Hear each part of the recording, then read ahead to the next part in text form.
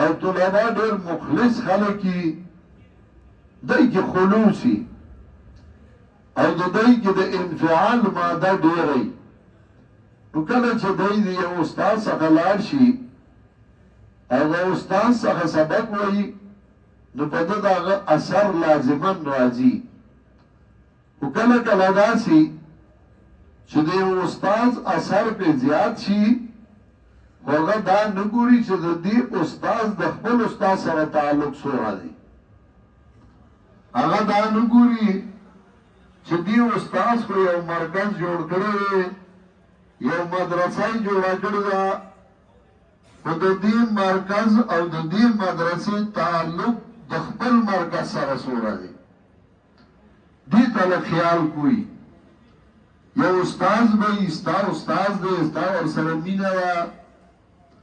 نو که ته هغه پورې مینه وساتې نو مثال به داسې لکه د ټرانسفارمر نه تار راغلی یو میټر یې لګېدلي خو که میټر سره تا تار لګولی او د ټرانسفارمر نه یې کټ کړې نو میټر بېشکه 3 فیز دی خو بجلي به نه درکوي بلب به نه بلی تر څو چې د هغې تار د ټرانسفارمر سره نه لګېدلی کوم استاذ کومه مدرسه کوم مرکز چې د هغې تار د مرکز سره نه لګېدلی یاد ساته که سږ کال نه نو بل کال او که بل نه نو بله هغه به په زوال راځي هغه به ختمیږي هغه استاذ به هم ختمیږي هغه مرکز به هم ختمیږي او دا به ستاسو په بادرای باندې کېږي چې په دې پوه شئ چې کوم استاذ کوم مرکز د خپل مرکز نه کټ شه نو بستره ترې راواله او زه لړم سلام علیکم او بل مرکز ته ځه بیا به هغه ټیک او دا د هغه استاد سره احسان دی دا د هغه سره ښېګړه ده او که ته وایې چې نه دا مې استاد دی او ده سره به یم او دی به خیر دی او خیر دی هغه استاد به ستا د لاسه ګمراه کېږي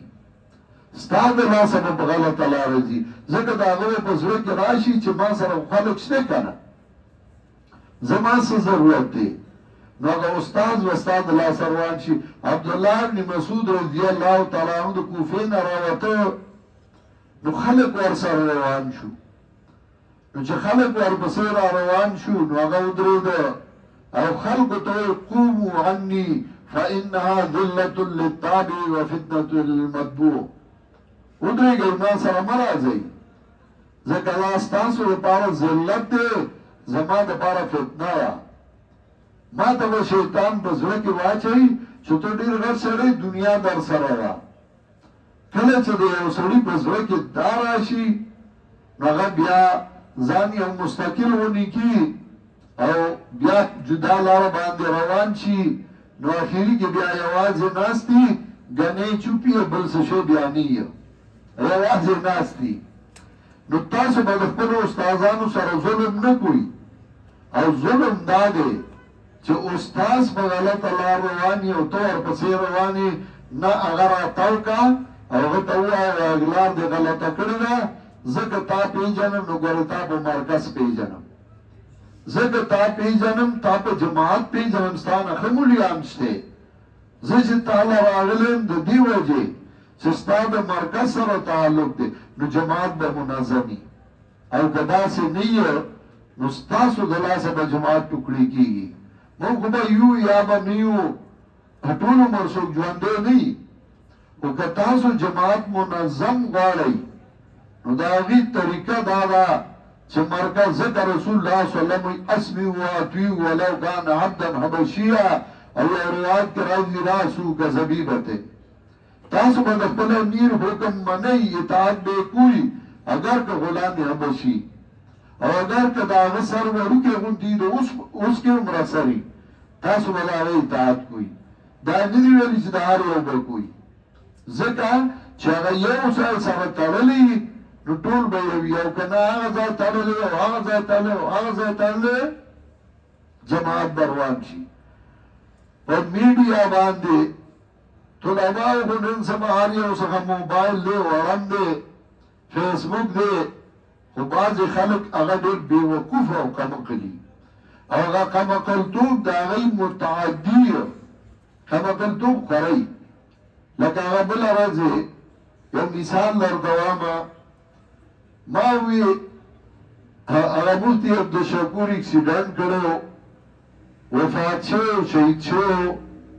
یو ښه سړی ما سره یو دوه نشسته شوي وو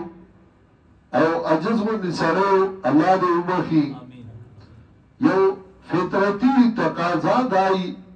چې بچا تکلیف راشي نو ته پې خفه شه. نو ما هغه ته دعا وکړه، فیسبوک باندې هغه رالل او ما د یو څو کسانو کمنټونه ولیدل، موت المبتدی فتن فی الاسلام. نو موت المبتدی فتن فی الاسلام کو دغه اول خو وګوره چې مبتدی دی او کنه کنه ته به ته مبتدی وای نو مبتدی وای. چاولی کله الحمدلله الذي نجانا من القوم الظالمين. نو انا چې ظالم وای کله اول دا خوند نه کوي، دا زمون سره نه خایي، مسله من سره خایي. زما عمر کلک هیڅوک نشته، ځکه ما ډېر سره الله ته ورکړې ده. نو ما ډېر امتحانونه راغلي او دې عتیق الله دي ته پته ده ما ته ډېر د پیسو او د دولت او د څیزونو پیشکشونه هم شوي دي او ما هغې له الله ته ورکړې ده. زما عمر کلک په دې جماعت الحمدلله ما په ځواني قربان کړې ده. ما خپل کور خوشه پرېښودی او په نیمو نیمو شپو باندې زه ګرځېدلی یم. ما خپلې پیسې لګولي دي او منډې مې والي دي، ملګرو پکې را سره ملګرتیاګانې کړي دي. نو ما تقریبا دا 40 کاله محنت کړی د دې جماعت دپاره او الحمدلله هغه جماعت الله نور مخکې بوتلی. خلک د مدرسو خدمت لا ګرځېدلي، زه د جماعت خدمت لا ګرځېدلی. هغه خلکو سره غم خاده ساتلي دي چې هغه مالدار وو، چې هغوی به پیسې ورکړي، چانده به ورکړي، دولت به ورکړي. ما د هغه چا سره ساتلی چې هغه عجز دی، هغه غریب دی، خو هغه مخلص دی، ښه ملګری. نو ما د هغه سره زیات تعلق ساتلی او د هغه مې زیات خیال ساتلی. دا جماعت زما دی، دا زما میراث هم دی، ما ته میراث هم پاتې شوی او دا زما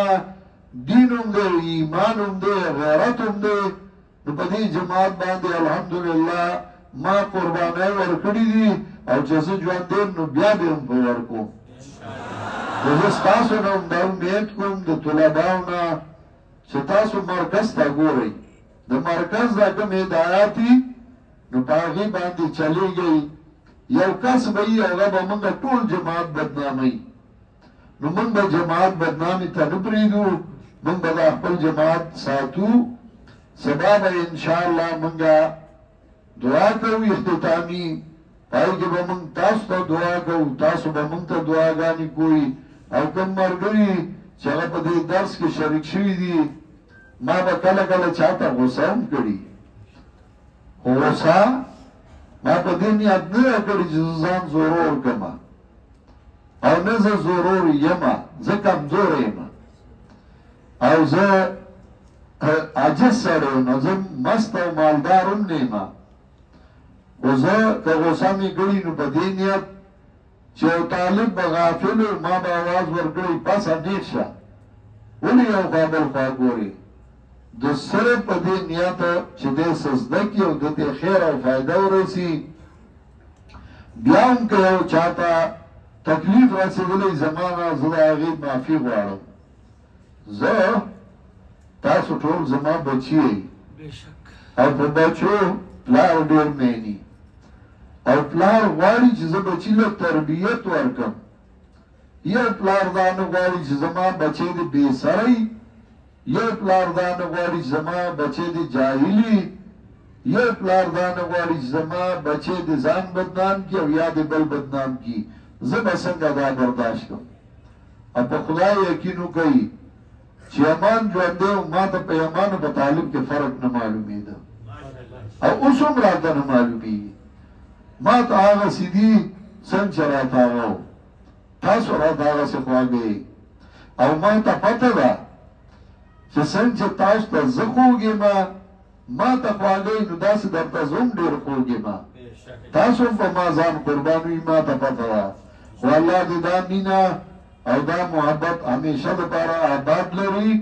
الله دې زموږ دا تعلق همیشه دپاره آباد لري زما امید دی چې تاسو په مینه باندې ناڅئ زموږ د جماعت ډېر بهترین علما مېلمانه خدمتګاران هغوی نن راغلي دي او سبا به هم راځي هر یو به دا فرض کوي چې زه قربیم او دغه مېلمه دی د مېلمه به خیال ساتئ اوس زموږ مولانا سمیع الحق پېښوري هغه هم راغلی تشریف یې راوړی